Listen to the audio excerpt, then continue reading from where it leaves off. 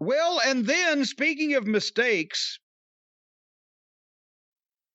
what was that song they did for when poor William Regal, when they decided to make him a working man with a hard hat and carrying a lunchbox? He's a man's man. He's a man's man. Well, poor old Christian has now apparently become the horse's horse. He's the workhorse. He's not a workhorse. He's the workhorse. He doesn't eat his oats before he's supposed to. He doesn't wander off from the work site. He pulls the wagon with no complaints. So they bring Christian out for a promo, and this is what he speaks well, and he's a great worker. But this is what they're hanging their hat on that will get him over more than he is now with anybody, is that he's the workhorse.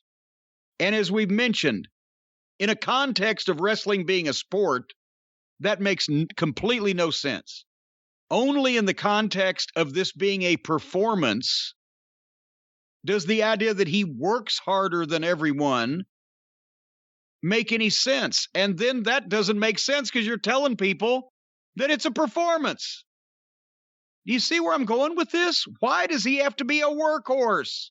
Why can't he be Christian, former WWE Tag Team Champion, former NWA World Heavyweight Champion, a guy who's been retired for 5, 6, 7 years, but now feels that he has one more run left. Can he do it? The Rocky Balboa story.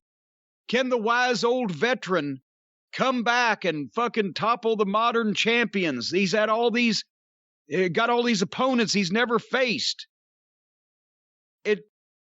I'm a workhorse. Outwork everyone.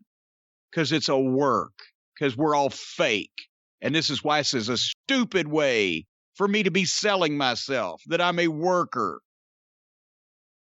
That's what I'm very trepidatious about how Christian Cage will be presented here. Can you tell?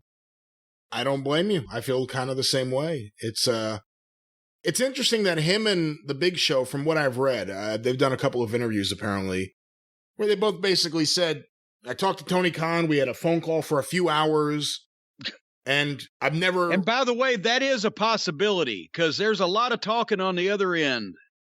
And I never put a deal together this quickly and this easily. You know, these guys are all happy to be here and be getting that money from someone who has unlimited access to money right now, but I don't know. Christian, when he was an active wrestler, was very talented.